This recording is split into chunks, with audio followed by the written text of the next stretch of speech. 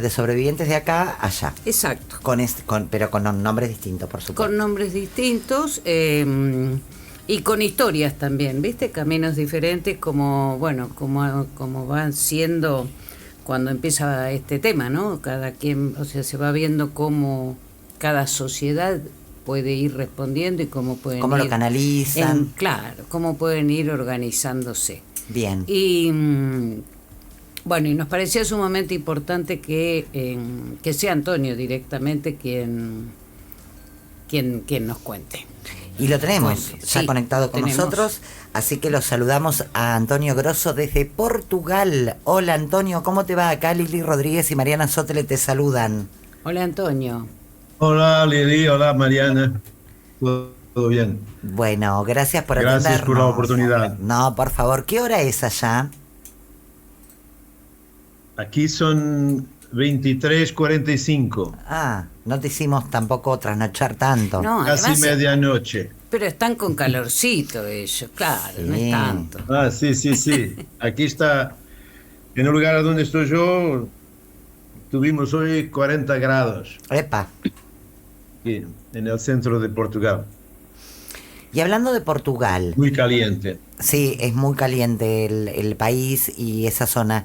Y hablando de Portugal, Antonio, ¿cuándo empezó a ponerse de forma público el abuso eclesiástico?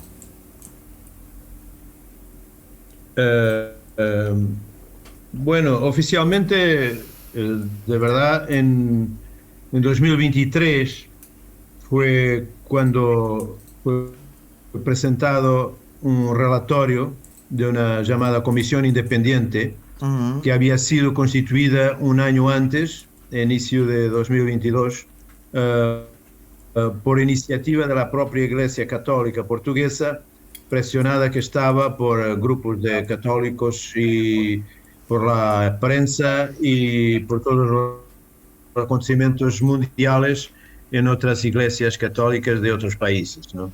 Esa comisión fue constituida por personajes públicos conocidos, uno de los más importantes pedopsiquiatras, uno de los más importantes psiquiatras y más conocidos, un juez, una psicóloga, y hicieron ellos una investigación junto a víctimas de abusos sexuales en Portugal, en el contexto de la Iglesia Católica, de los últimos 70 años, o sea, desde 1950 hasta 2020. Y en febrero de 2023 presentaron un relatorio de más de 500 páginas contando todas las historias que les fueron relatadas por 502 víctimas. Fueron 567 testimonios, pero ellos validaron solamente 502 testimonios. 502 y a partir testimonios. de ahí, sí. Y a partir de ahí calcularon una estimativa de que 4.815 niños y adolescentes, niños y niñas y adolescentes habrían sido abusados por la Iglesia Católica Portuguesa en los últimos 70 años. 4.800 personas, que para mí personalmente es un número modesto, es Sí, un número corto. es un número, parece en 70 impactante. años, en 70 claro, años. no, hay muchas más, ¿no? Pero Porque que... vuelven a corroborar que quien abusa no lo hace solo una vez. Exacto, es sistemático. Claro. Ahora, yo tengo una consulta desde mi ignorancia de tener idiosincrasias distintas, ¿no? En los países. ¿Por qué todo desde la iglesia y no se buscó hacerlo por fuera? Porque hacerlo dentro de donde tenés vos los abusadores, bueno, ya te da como un punto de partida donde llevas las de perder. Es la casa de los abusadores, digamos. ¿Por qué no se hizo algo por afuera? Sí. ¿Ustedes lo judicializan también o se hizo a este nivel solamente? No, esto hubo hubo juicios, algunos, pocos, muchos curas fueron, como es hábito en la Iglesia Católica, transitados para otras parroquias. Claro. Y hubo algunos casos muy residuales de juicios que tuvieron sentencias muy ridículas, Claro. para decir poco. Porque además, según yo te entendía, Antonio, cuando charlábamos de la historia, esta comisión independiente, entre comillas, en definitiva, nace de la inquietud de integrantes de la Iglesia. Pero ¿qué pasó? O sea, después que entrevistaron a 500 personas. O sea... 512 personas, sí. Te quedó a fuego el número grabado. Bueno, lo que pasó fue que, y a partir de ahí, de lo que pasó, fue cuando tuvimos la coraje de avanzar con la constitución de una asociación de víctimas. Claro. Porque fue vergonzosa, muy frustrante, la actitud de la Iglesia delante del relatorio ese de la Comisión Independiente. Claro. Fue de un desprecio total, ignorando las historias de las víctimas, diciendo que no pasaba de una lista de padres acusados, de curas acusados, y no se inquietando para nada por las historias que estaban ahí contadas por esas centenas de víctimas. Uh-huh. Y eso nos revoltó, fue revoltante, las palabras del cardenal patriarca de Lisboa de entonces, decía que eso eran casos de hace 50, 60, 70 años, cuando ni siquiera era crimen público, eran meros atentados al pudor tratados con buenas palabras. Amén. Estuvo citando el cardenal patriarca de Lisboa, y con esas palabras expresaba totalmente la importancia del relatorio y de las historias de las víctimas. O sea, cuando le preguntaron a los periodistas si la Iglesia pensaba en pagar alguna indemnización, él acrecentó que a hablar de indemnización a las víctimas es incluso una ofensa para ellas, un insulto para las víctimas. O sea, la Iglesia no tenía la luz en este momento de pagarse lo que sea. Hay delay, acuérdate que hay delay ahora. Claro, no, o sea, por un lado lo que hizo la Iglesia fue revictimizar, tomar todos los datos de estas 500 y pico de sobrevivientes, y después la desarmó. O sea, ¿qué hizo? Se protegió en algunas leyes, ¿no? O sea, no sirvió, no sirvió para nada. Sí, el relatorio ese no tuvo... sirvió solamente para la estadística, claro. Porque el contenido importante eran las historias de las víctimas, ¿no? La prueba de que aquí, allí y acolá había habido tremendos abusos de niños y de niñas en los seminarios, en los conventos, en las casas de instituciones religiosas. Y entonces, con la alegación de esas leyes nuevas europeas de protección de datos, la Iglesia mandó destruir todos los datos personales de estas 512 testimonios. O sea, pasó todo a la estaca cero.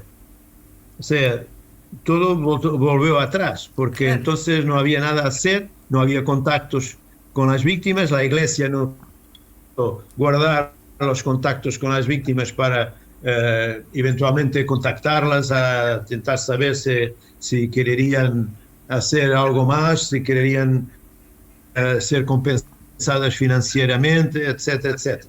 Pero perante esa situación y con la continuada presión de la comunicación social, la prensa y las víctimas,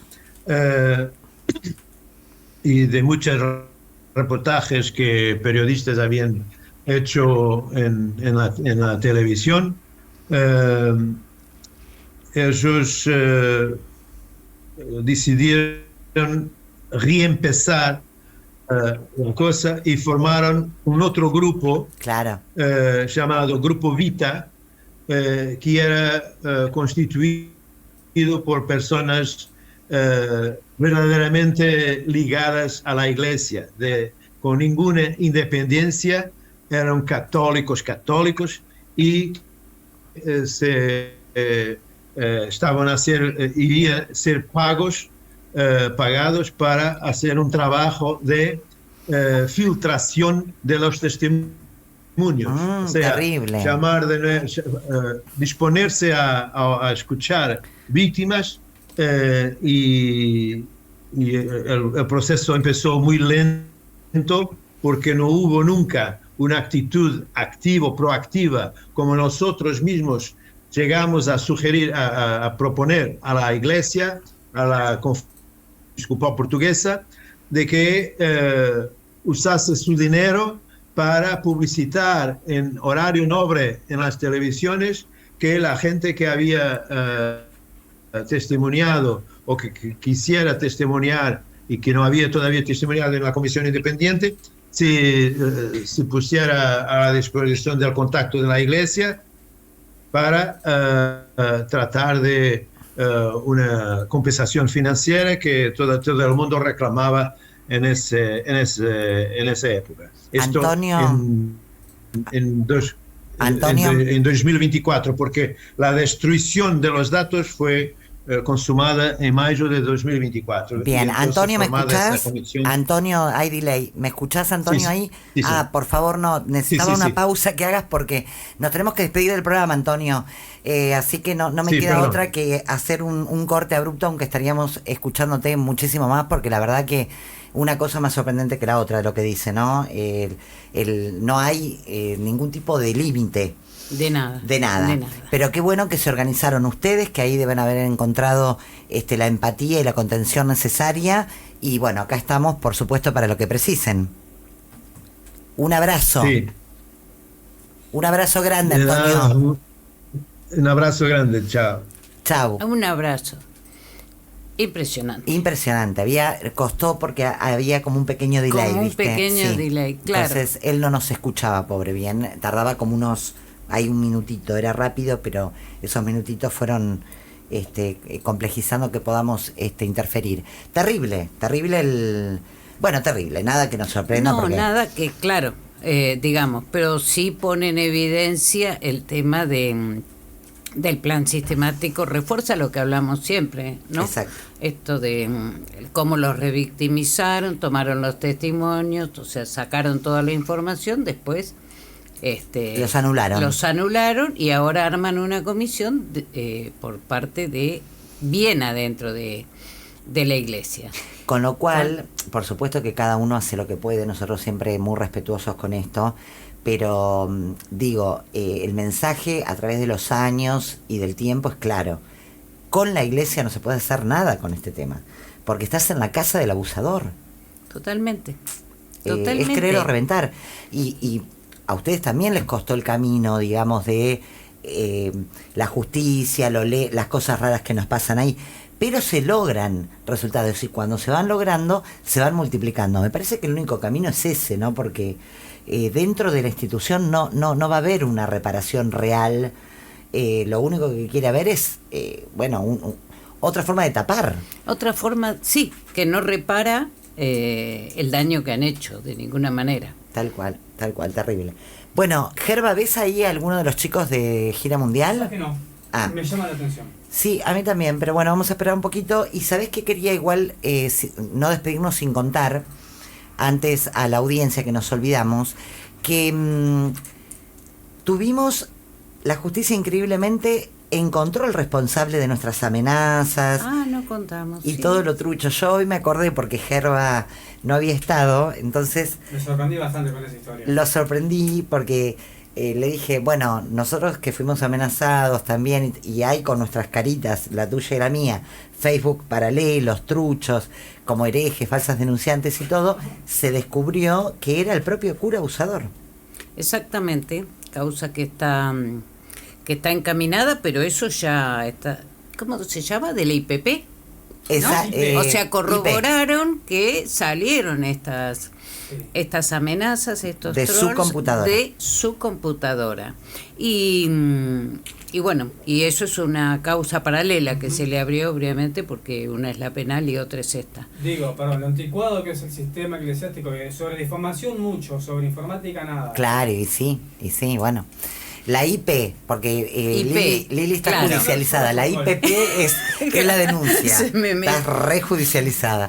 La IP y la denuncia de la IPP que nosotros hicimos y que bueno, finalmente está bueno contar esto porque fue muy fuerte el ataque que tuvimos en las redes, el programa, vos, yo, ni hablar las víctimas que es lo importante, Sí. pero donde está en duda nuestra credibilidad, me parece importante contar cómo termina, ¿no? Exactamente, porque vos me ves con el celular en la mano y dirás, Sí.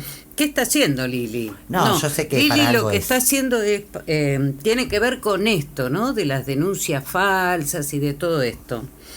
Hoy estábamos haciendo un trabajo en la red y es muy cortito. En 12 años